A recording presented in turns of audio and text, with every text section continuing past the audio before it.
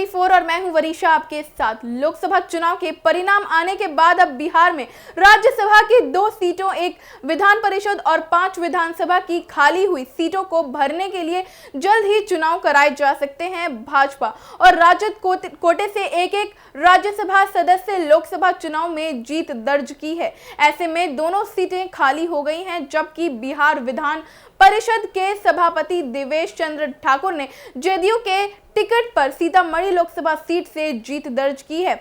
ऐसे में विधान परिषद की 1 सीट खाली हो गई है। उसी तरह 4 विधायकों ने लोकसभा चुनाव में बाजी मारी है, जबकि 1 विधायक ने इस्तीफा दे दिया था।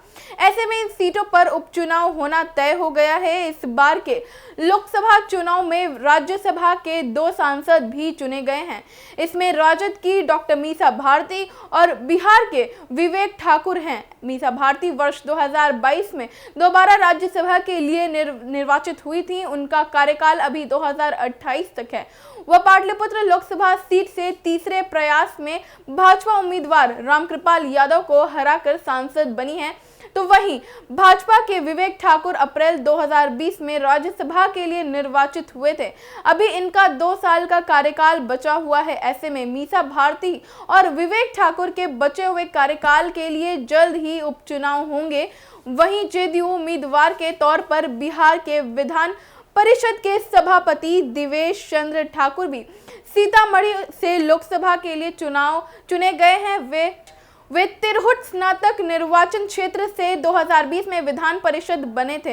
इनका कार्यकाल नवंबर 2026 तक है। इनके लोकसभा सदस्य निर्वाचित होने के कारण तिरहुत स्नातक निर्वाचन के लिए अब उपचुनाव होगा। साथ ही विधान परिषद को नया सभापति भी मिलने की उम्मीद है।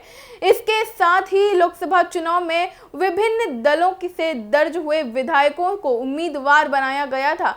सबसे अधिक राजद ने विधायकों को चुनावी मैदान में उतारा था। कांग्रेस, वाम दल और जदयू की ओर से भी विधायकों को टिकट दिया गया।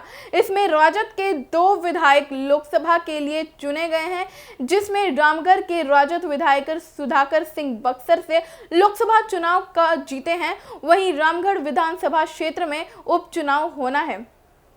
इसी तरह बेलागंज के राजद विधायक सुरेंद्र प्रसाद यादव जहानाबाद से लोकसभा का चुनाव जीते हैं। इस कारण बेलागंज में उपचुनाव होना है। वहीं हम के संरक्षण व पूर्व उप मुख्यमंत्री जीतन राम मांझी इमामगंज के विधायक हैं। जीतन राम मांझी गया लोकसभा सीट से चुनाव जीते हैं। ऐसे में इमामगंज विधानसभा सीट पर भी उपचुनाव होना तय है।